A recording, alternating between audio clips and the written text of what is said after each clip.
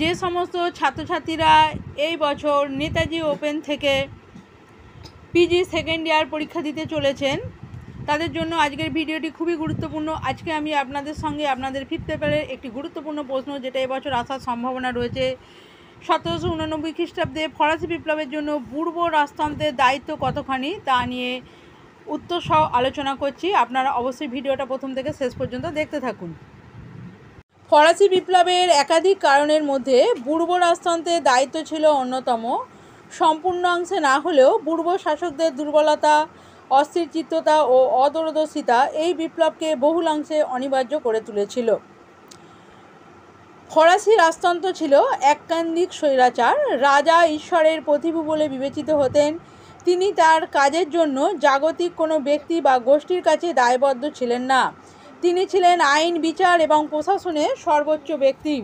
এই ধরনের কেন্দ্রীভূত শাসন পরিচালনার জন্য প্রয়োজন ছিল দূরদৃষ্টি সম্পন্ন, ব্যক্তিত্ববান ও ক্ষমতাশালী রাজার। রাজা চতুর্দশ লুইয়ের আমলে এই এককেন্দ্রিক স্বৈরাচারী ব্যবস্থা সম্পূর্ণ লোপ করে, কিন্তু তিনি কখনো যুক্তিসঙ্গত শাসন ব্যবস্থা গড়ে তুলতে পারেননি। চতুর্দশ লুইয়ের আমল থেকেই প্রশাসনিক বিশৃঙ্খলা প্রকট হতে থাকে। তখন স্থানীয় শাসন ব্যবস্থা সম্পূর্ণ ভেঙে পড়েছিল। অভিজাতদের দমিয়ে রেখে নিরঙ্কুশ রাজতান্ত্রিক স্বৈরাচার প্রতিষ্ঠিত হলেও মধ্যযুগীয় প্রাতিষ্ঠানিক সীমাবদ্ধতা দূর করার চেষ্টা করা হয়নি। দীর্ঘকাল স্টেট জেনারেলের নির্বাচন হয়নি। পার্লামেন্ট ছিল অনাহূত ও অকেজো, কিন্তু 16 লুই পার্লামেন্টকে জাগিয়ে তুলতে বাধ্য করেন। আবার এই পার্লামেন্টই অভিজাতদের প্রধান অস্ত্র হিসাবে রাজার বিরুদ্ধে ব্যবহৃত হন। রাজার সাথে মন্ত্রীদের কোনো বোঝাপড়া ছিল না। রাজার ইচ্ছাই ছিল আইন। নিয়ন্ত্রণবিহীন মন্ত্রীগণ ছিল স্বার্থসিদ্ধির ষড়যন্ত্রে মশগুল। স্থানীয় শাসনের দায়িত্ব ছিল ইন্টেন্ডেন্টদের হাতে। তাদের বল্গাহীন অত্যাচার ও শোষণে জনজীবন হয়ে পড়েছিল বিপর্যস্ত। এদের নিজেদের মধ্যে কোনো বোঝাপড়া ছিল না, তাই অভ্যন্তরীণ স্বার্থদ্বন্দ্ব এসে পড়ে অনিবার্যভাবে। বিচার ব্যবস্থা ছিল জটিল, ব্যয়বহুল এবং বিশাল গোষ্ঠীর স্বার্থসিদ্ধির কারখানা মাত্র। কয়যোগ্য বিচারক বা সভাপতি ছিল অযোগ্য, অসৎ ব্যক্তিতে পরিপূর্ণ। রাজা বিচার ব্যবস্থা সর্বোচ্চ থাকলেও তাকে নিয়ন্ত্রণ করার ক্ষমতা তিনি হারিয়ে ফেলেছিলেন। লেটার ডি ক্যাসে নামক আইন দ্বারা রাজা যে কোনো ব্যক্তিকে বিনা বিচারে আটক রাখতে পারতেন। স্বভাবতই বিচার ব্যবস্থার প্রতি জনগণের আদেও আস্থা ছিল না। সরকারি রাজস্ব ব্যবস্থা ছিল বৈষম্যে পরিপূর্ণ। প্রত্যক্ষ বা পরোক্ষ করের তালিকা ছিল বিরাট, কিন্তু সকল প্রদেশ বা সর্বশ্রেণীর মানুষের ওপর করভার সমভাবে বণ্টিত ছিল না। যাজক ও অভিজাত শ্রেণীর সীমিত সংখ্যক মানুষ ছিল সীমাহীন সম্পত্তি ও অর্থের মালিক, কিন্তু তারা নানাভাবে করধনের দায়িত্ব থেকে রেহাই পেয়ে যেত। কিন্তু ভূমিহীন কৃষক, দিনমজুর, শ্রমিক ও কিছু মধ্যবিত্ত শ্রেণীর মানুষ বহন করত সমস্ত করভার।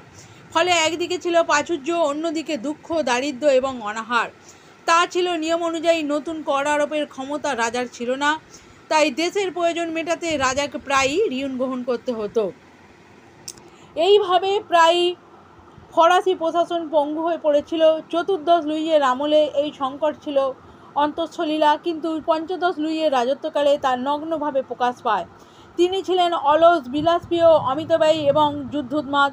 অস্ট্রিয়ার উত্তরাধিকার সংক্রান্ত যুদ্ধ ও সপ্তবর্ষব্যাপী যুদ্ধে যোগদান করে তিনি রাজকোষকে একেবারে শূন্য করে দেন। শূন্য রাজকোষ, বিরাট ঋণের বোঝা ও সম্পূর্ণ নিয়ন্ত্রণহীন এক শাসকযন্ত্র উত্তরাধিকার সূত্রে পান 16 লুই।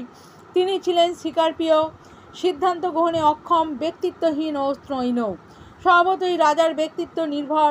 প্রশাসনের অসঙ্গতি ও জটিলতা তার আমলে জটিলতর হয়ে ওঠে। তার আমলে বকলমের শাসন ছিল রানী মেরি আন্তায়েতের হাতে। দাম্ভিকা এই রমণী কখনোই সৎ পরামর্শ দিয়ে রাজাকে এগিয়ে নিতে পারেননি, পরন্তু অভিজাতদের অন্যায় দাবি দাওয়াকে সমর্থন করে প্রশাসনকে আরও জনবিমুখ করে তুলেছে। তাই লেফেবর মন্তব্য করেছেন, ফরাসি বিপ্লবের প্রত্যক্ষ কারণ নির্ণয়কালে রাজা রানীর চরিত্রকে অন্তর্ভুক্ত করা দরকার। ঐতিহাসিক ফিশার বিপ্লবীর জন্য ফরাসি রাজতন্ত্রকে দায়ী করে বলেছেন যে ফরাসি রাজতন্ত্র সামন্ত শ্রেণীর বিশেষ সুবিধার প্রশ্নটি সমাধান করতে পারেনি। গভীরভাবে বিশ্লেষণ করলে ফিশারের মতকে মেনে নেওয়া যায় না। প্রথমত, অভিজাতদের বিশেষ সুবিধা হ্রাস বা কিছু সংস্কার করলেই বিপ্লববাদীরা সন্তুষ্ট হতে, কথা ঠিক নয়। কারণ 1791 খ্রিস্টাব্দের সংবিধানে বিপ্লবীরা কেবল অভিজাতদের সুবিধা হ্রাস করেনি, রাজার ক্ষমতাও কেড়ে নিয়েছিল। দ্বিতীয়ত, রাজা ছিলেন নিরুপায়, তার স্বার্থ অভিজাতদের স্বার্থ ছিল জড়িত। প্রাচীন সামন্ততান্ত্রিক হ্রাস করতে গেলে তার নিজের স্বার্থই টান পড়ত। ডেভিড টমসনের মতে সুবিধাভোগী শ্রেণীর বিশেষ অধিকার এবং রাজার শাসনাধিকার একই ভিত্তির ওপর স্থাপিত ছিল। আমরা একেবারে আলোচনার শেষ পর্যায়ে চলে এসেছি। আলোচনার শেষে আমরা দেখব এক্ষেত্রে রাজা ষোড়শ লুইয়ের দায়িত্ব কতখানি ছিল। অবশ্য তাই বলে ষোড়শ লুইয়ের দায়িত্বকে একেবারেই এড়িয়ে যাওয়া যায় না। একথা ঠিক, একটা বৈপ্লবিক পরিস্থিতি পূর্বেই সৃষ্টি হয়েছিল, আর ষোড়শ লুই একটার পর একটা ভুল করে সেই পরিস্থিতিকে জ্বালামুখী করে তুলেছিলেন। প্রথমত, তিনি তৃতীয় সম্প্রদায়ের দাবি না মেনে এবং সভাগীয় বন্ধ রেখে বিরাট ভুল করেন।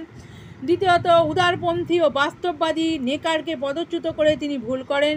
তৃতীয়ত, মীরাবর পরামর্শ অগ্রাহ্য করে দেশ থেকে পালাতে গিয়ে তিনি যে হঠকারিতা করেন তার মাসুল তাকেই বইতে হয়।